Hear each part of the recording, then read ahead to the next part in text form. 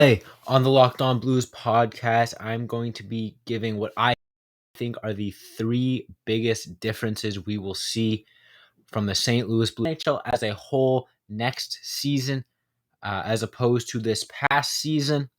I have a couple thoughts of what I think is going to look a little bit different, from certain players, certain areas of the game, all that stuff. Should be a fun episode. Hopefully, you guys agree, but if not, let me know. Make sure you stay tuned.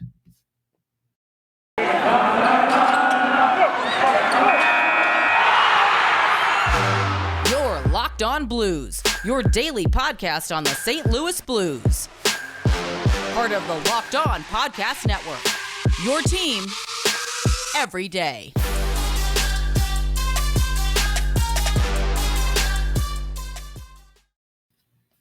Ladies and gentlemen, welcome back to the Locked On Blues podcast, part of the Locked On Podcast Network, and your number one source for daily Blues content. I'm your host, Josh Hayes. If this is your first time joining the show, welcome. I appreciate you being here. You can follow me on my Twitter right there, Josh Hyman NHL. You can follow the show on YouTube if you're listening to it on Spotify or whatever. There's also a YouTube channel. There's a video of everything you're seeing. Locked On Blues on YouTube, plus Locked On Blues on all of our various social accounts. I've been doing the show for a while. If there's anything you want to listen to my take back on, I got tons and tons and tons, 500 shows in the docket. So you can scroll through, click on anything you might like.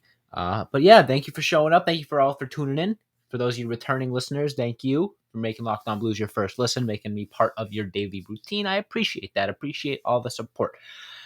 Let's just jump into it. So I kind of was thinking, what is going to be different next season?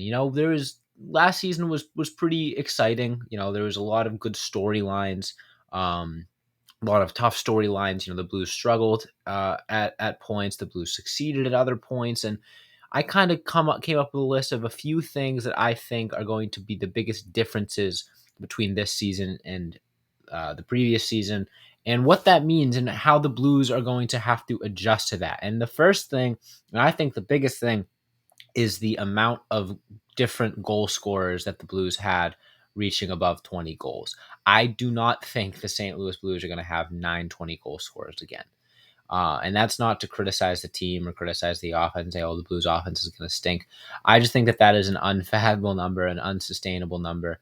I just think scoring in the NHL was up as a whole last season. You look all around the league at guys that just sort of had way bigger seasons than they've ever had previously. You can look at the Blues, a lot of guys had big breakout seasons. Robert Thomas, Jordan Kyrou had the highest point totals of their careers. Vladimir Tarasenko had his highest goal scoring total in a long time. Ivan Barbashev had 25 goals for the St. Louis Blues. He's something he's probably not going to be able to do again. And then you look around the league and you look at guys like, a perfect example is Matthew Tkachuk, who by all means is a great player, but blew his previous highest point total out of the water last season. Same with another guy, Johnny Gaudreau. Another guy involved in that trade, Jonathan Huberdeau. All around the league, you can look and see that certain players had a drastic increase in point totals. Now, I don't think it's going to revert back to normal. I think that these new high point totals and these, a big group of guys getting to point per game and getting over 100 points, I think that's here to stay. However, I don't think it's going to be quite as high volume as it was the last season. The St. Louis Blues had 9 goal scorers. That is unheard of. It is such a compliment to their depth. And this isn't me saying I think the Blues are going to struggle on offense. I still think they're going to have great, tremendous offensive depth. The only thing I think will change is just the amount of scoring in the NHL. I think the Blues are still going to have success. Their offense is still going to be their number one weapon. And their offensive depth is going to be great. They might not have 9 goal scorers. They might have 9 goal scorers, or 10 double-digit goal scorers, something like that. But I just think the overall volume of goals is unsustainable. I think the defense of the NHL and the goaltending is going to sort of get back to the norm, because goaltending numbers were down last year as well, like save percentages, goals allowed averages, etc. Like, it was a league-wide shift in the sense that offense just went through the roof. And I think that it's a trend of something that's going to continue to happen. I think offense is going to continue to increase when you get, when the league shifts to a more skill-based style of play. I think it's going to continue to favor the offense, and I think you have the recent change in the rules for goalie pads, and there's more power plays and all that sort of thing. I think there's still going to be an increased offense next year. I just don't think it's going to be quite as drastic, and because of that, I don't think we're going to be seeing guys like Ivan Barbashev putting up 25 goals or something like that. But hey, maybe I'm wrong. Maybe the Blues are going to continue to score goals at an unprecedented rate like they were last season. There was times when they were scoring like 5 goals a night for weeks on end, and it was incredibly fun to watch. But I think that we're going to see a shift back towards the hockey of old next season, where it's a little bit more defensive heavy, and defenses are going to figure out, okay, how do we defend these skill guys? Because I think that was the biggest thing. Is last year was like the first year where the league was fully shifted. The majority of teams played a skill speed based game, and I don't think that we had seen that in a long time. Like, there have been teams that had embraced that style of play, like the Colorado Avalanche for the last few years, Tampa Bay for the last few years, but I still think the overall majority of teams kind of played physical defensive style hockey. And then last season was the first time where that really shifted in favor of the skill and the speed. We saw that with the St. Louis Blues as well. So I think NHL defenses are going to adjust to that a little bit better. Goaltenders are going to adjust to that a little better. Coaching staffs are going to adjust to it a little better. And because of that, we'll see defense sort of tug the rope a little bit back more in their direction. That does lead pretty conveniently into my next change that I think we will see with the St. Louis Blues. So make sure you stay tuned for that. Before I get into that, if you think that the Blues might not have as many 20 goal scorers, then maybe you want to bet the under. And the only place to do that is betonline.net. Betonline.net is the fastest and easiest way to check in on all your betting needs. You can find all your favorite sports and events at the #1 online source for odds, lines, and games. You can find reviews and news of every league, including Major League Baseball, NFL, NBA, NHL, combat sports, esports, even golf. BetOnline.net is your #1 spot for live in-game betting too. It's not just like future bets. You can hop on during a game, any sport, and put your money where your mouth is. Plus, they have more than that. They have podcasts, sports news, reviews, all that fun stuff. It's you can't miss one-stop shop for all things sports betting. Bet online where the game starts. I'll be right back with the second half of today's episode.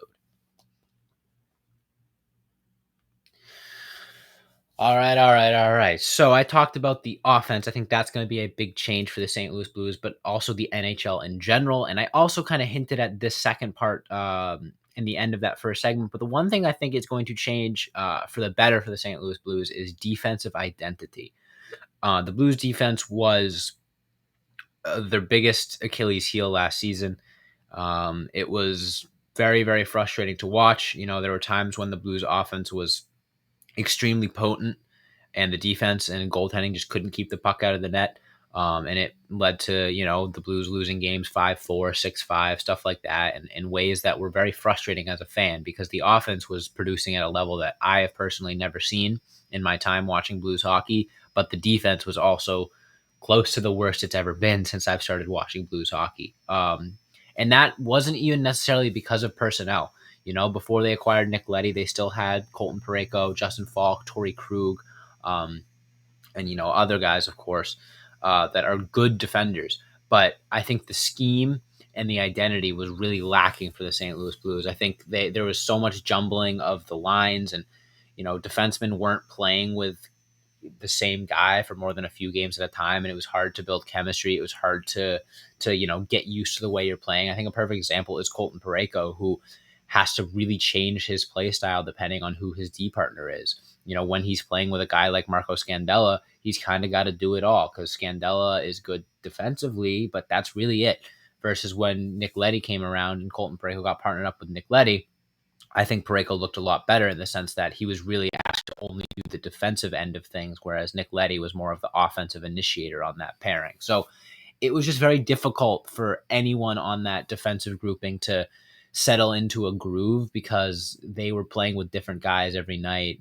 They had a hard time staying healthy, and also just the scheme, like I said earlier, adjusting to this new style of play where speed and skill are the number one asset. And rather than, focusing on physicality, it's more so just keeping up with these incredibly fast wingers and centers and stuff like that. And I think it took a lot of the league by storm. There were obviously some teams with really, really strong defensive cores that did okay, but a lot of defensemen struggled last season.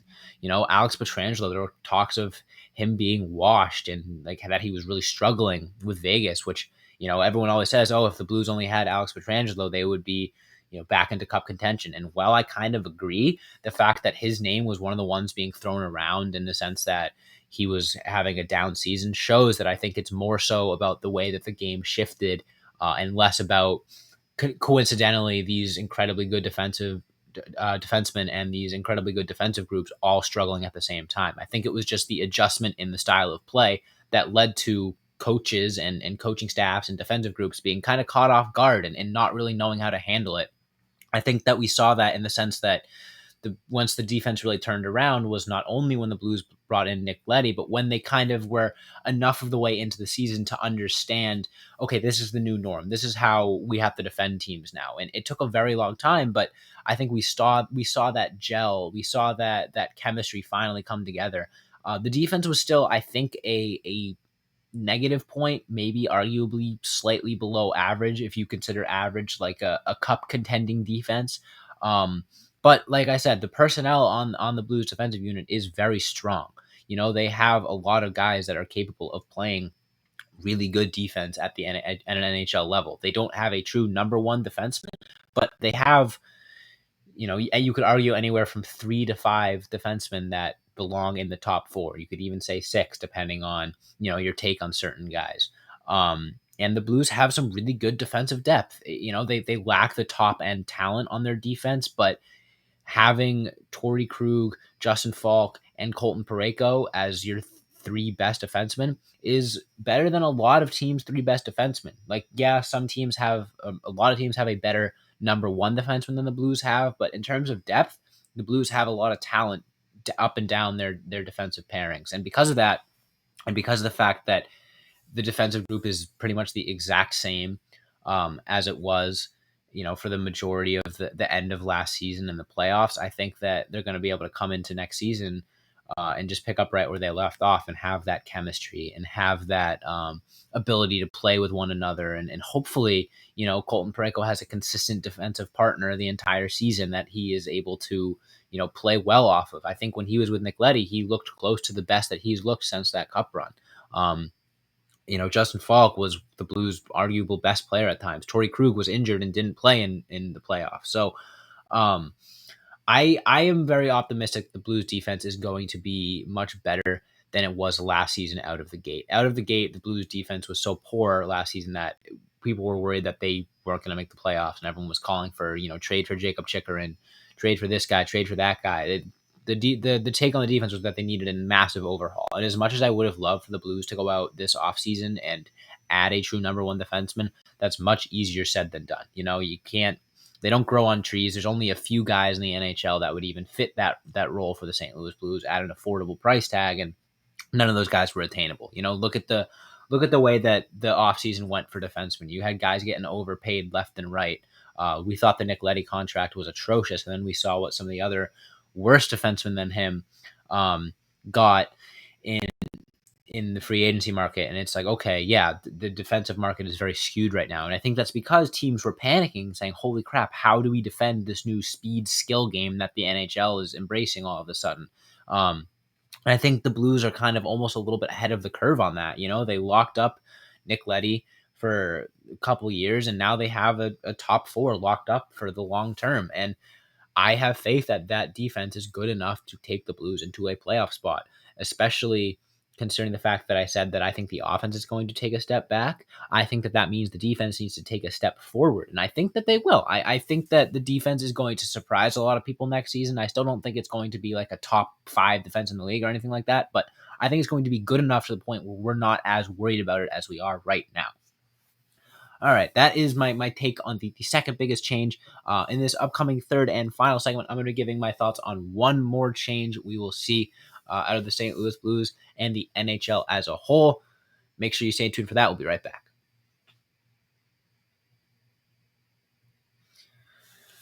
Okay, so my final take. What do I think the third biggest change is going to be for the NHL next season? And that I think is going to be more parity. I think next year we are going to see a lot of teams be contenders. This season it really felt like Colorado Tampa was penciled in as the finals matchup for a while there.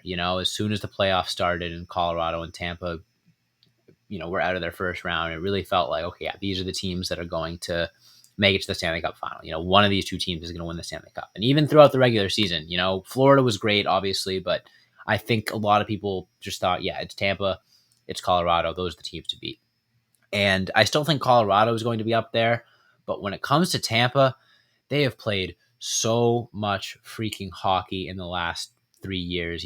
They've gone to 3 straight Stanley Cup finals. That is almost a full extra regular season of games. And then you take into account the fact that the increased playoff intensity, playing 60 something playoff games over the last 3 years takes a huge toll. And that Stanley Cup hangover has yet to really hit Tampa, but I think in this upcoming season, especially considering the fact that they lost in the Cup final and aren't really riding off of that momentum anymore, I still think they're going to be really good, and I still think Tampa is one of the biggest contenders in the league, but I don't think that they're going to steamroll through the regular season and playoffs like they did last season, just because of that fatigue, but also because of the fact that I think a lot of other teams got a lot better. I think Florida, as much as it sucks that they lost Huberdeau and Weegar, adding Matthew Tkachuk and just continuing to get better, Florida is going to be a really big threat. Carolina is going to be a really big threat. The Bruins got David Krejci back. Patrice Bergeron. I think the Bruins are going to make some noise as well. The New York Rangers are only going to get better as their goaltender, Igor Shesterkin, pushes for potentially being the best goalie in the world, like he did at points last season. There are a lot of really good teams in the East that I think are going to give Tampa a run for their money, in terms of success and in terms of like contention. And because of that, I don't think it's going to be quite as top heavy as it was in the past. There's a lot of teams in the East that I think could make some noise. And then you go out West and you say, yeah, Colorado is still probably the clear cut Stanley Cup favorite, favorite to win the Central Division, favorite to win the President's Trophy, favorite to be at top of the West. But other than that, I think the West is wide open. Like I honestly think of the 8 playoff teams, Colorado, obviously you pencil them in, but then you look around the rest of the league. St. Louis, obviously, I think is going to be a threat. Minnesota, I think, is going to be a threat. Winnipeg could potentially put something together and be a threat. Vegas, who knows? Vegas was very underwhelming last season, but they have a ton of depth. They have a ton of pieces. They could put together another really good season. You look back out east, I've got some teams, Washington, Pittsburgh, the usual suspects. There are a lot of really, really good teams in the NHL and a lot of really good teams that are embracing the sort of new style of play that I was hinting at earlier. And because of that, I think, especially considering the offense is going to take a step back in the NHL as a whole, in my opinion, I think that's going to allow teams to be a lot more even. I think the Central Division itself could be in any order 2 through 6. And unfortunately, that includes the St. Louis Blues. And you look out, Vancouver, maybe, but the Canadian teams, I think Calgary is still going to be really good. There are a lot of really, really good teams on paper next season. And as we know, on paper can only get you so far. Some teams are going to overachieve what their expectations are. Some teams are going to underachieve. But I think this is one of the best examples of really not knowing what to expect out of a season in the NHL that I can remember in a long time. And I'm really looking forward to that because of that. I think there's, only a few teams in the NHL that are going to be definitely really, really bad. You look at Chicago and what they've been doing, Arizona and what they've been doing, but then you look bad in the past and the Anaheim Ducks are all of a sudden putting together a really good group of young players. The LA Kings are looking like they're kind of still around. You can name a lot of teams that have taken that next step and really improved themselves. And there's just not as many teams that have gone back in the other direction. I think there are a lot more teams that have gotten a lot better than there are teams that have gotten a lot worse. And because of that, I think we're going to have a really exciting regular season in the NHL. And the only place you can hear my thoughts and reactions to all of that is here on the Locked On Blues podcast. That is all the time I have for you today. So thank you all so much for listening to the show, today's episode. Make sure you hit that follow or subscribe button on whatever podcast platform you're listening to me on. That way you never miss a new episode. Subscribe to the YouTube channel at Locked On Blues and hit that notification bell. Whenever a new video goes live, you'll be the first to know. You'll get a notification. You can see my beautiful face as soon as it becomes available to the public. Leave a review on Spotify, Apple Podcasts if you're feeling so kind. Any feedback, you can shoot me a DM on Twitter, anything like that, at Josh Hyman NHL. You can follow Locked On Blues on all of our various social accounts, Instagram, Twitter, Facebook, and TikTok, at Locked On Blues. Thank you all so much for listening, and as always, let's go Blues.